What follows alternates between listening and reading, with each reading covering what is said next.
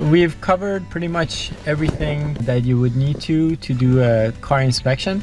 However, this Honda Civic is a basic model, and there are vehicles like luxury vehicles that will have more functions, bells and whistles, such as a moonroof, a sunroof, heated seats, and so on and so forth. So if you're not sure about what a certain button does in a vehicle, it would be good to ask the seller what those features are.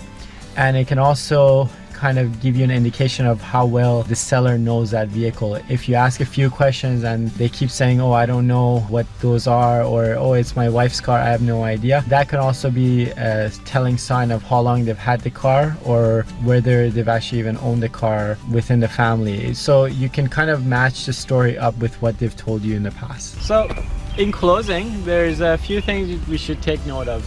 One, and probably most importantly, is the seller behavior. Is the seller looking like they're off? Does it seem like they're fidgeting and they're uneasy about the whole transaction? Or are they willing to provide information as you ask for it? The flip side of that is if they're too friendly and they look like they're very happy to see you, that can also be an indication that something is not right. So generally you want the seller to be neutral, and also you want to be mindful of how quickly the seller will take your first offer. If they seem like they will pounce on any offer that you give them, that might be a telling sign they're trying to get rid of this thing as quickly as possible. Now, that could very well be for other reasons, not necessarily because the vehicle is bad, but you need to put the whole story into perspective. You've essentially, up to this point, have had enough time with the seller to kind of get to know them a bit better.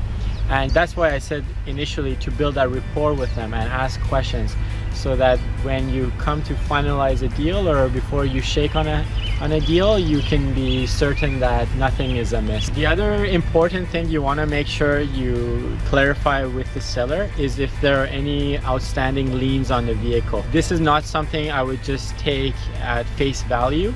I would definitely make sure to run a lien search and to make sure that the vehicle is not owned by a financial institution and is actually owned outright. If there is a lien on the vehicle, you want to make sure that you follow the correct procedure as far as transferring the ownership of the vehicle. Local insurance corporation will probably know what the procedure for that is.